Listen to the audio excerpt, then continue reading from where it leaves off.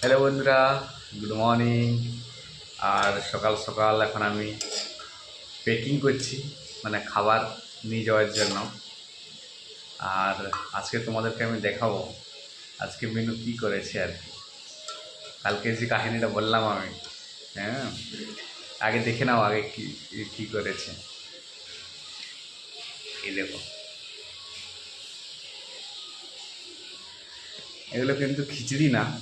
হ্যাঁ, আমি বাড়ছি, আমি এখন করছি। এগুলো কিন্তু খিচুড়ি না। তো আমরা ওখানে একসাথে বসে খাই। এখানে বেশিরভাগই গুজরাটি লোক রয়েছে, প্রচুর মেয়ে রয়েছে, ছেলে মেয়ে। হ্যাঁ, তো একসাথে যেহেতু বসে খাই, তো সামনে যখন ভাত খাই তখন কিন্তু ওদেরকে একটু আনকমফোর্টেবল লাগে। হ্যাঁ, তো সেই কারণের জন্য মেনু বলছি দুপুরে ভাত নেব না। রুটি তো বললাম কালকে কারণটা। হ্যাঁ, তো তো সেই জন্য বলছে ভাত নেব না। তো ভাত নেব না বলতে কী করেছে আজকে, আজকে কিন্তু মশলা ভাত করেছে, মানে ভাজা ভাত করেছে আর কি।